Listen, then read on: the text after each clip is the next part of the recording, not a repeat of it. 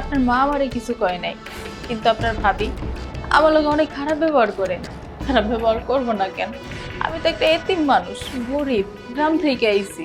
অথচ দেখেন, আমার কারণে আপনার বাবাটা মারা গেল। এটা তো আমার ভাবির বোঝা উচিত ছিল যে আমি আপনার কত বড় সর্বনাশ করছি, তাই না? একটা ক্ষতি করে ফেলছি না আপনার মস্ত বড়। দেখেন, আমি চাই না আমার কারণে আপনার ভাবির সাথে আপনার সম্পর্কটা নষ্ট হোক, আপনার মায়ের সাথে আপনার সম্পর্ক নষ্ট হয়ে যাক। আমি কে? আমার মতো একটা অচেনা মায়ের লেগে আপনাকে সম্পর্ক নষ্ট করবেন কেন? আমি জানি আমি যদি এই বাড়িতে থাকতে চাই আপনি আমারে রাখবেন, কিন্তু অগলগে তো আপনার সম্পর্ক নষ্ট হয়ে যাইব। দেখেন, আমি চইলা যাই, আপনারা ভালো থাকেন। আর বললেই হলো নাকি আপনি চলে যাবেন? আর আপনার তো থাকার কোনো জায়গা নাই। আপনি যে গ্রামে যাবেন, আপনার তো গ্রামেও যেতে পারবেন না। আমি যতটুকু শুনছি যে আপনার নামে মিথ্যে একটা কলঙ্ক রচ্ছে। আপনি কিভাবে এই মুখ নিয়ে গ্রামে যাবেন? আর আপনি একটা মেয়ে মানুষ, আপনি যাবেন কোথায়? গ্রামে?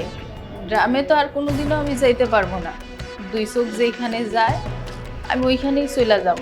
কি করবো? মাথা ঠাই দেওয়ার তো কোনো জায়গাই নাই। দেখি কোনোভাবে যদি থাকতে পারি ওইভাবেই থাকি। হ্যাঁ, আমার জন্য যেহেতু আপনার বাবা মারা গেছে, আমি আপনার অনেক বড় ক্ষতি করে ফেলছি।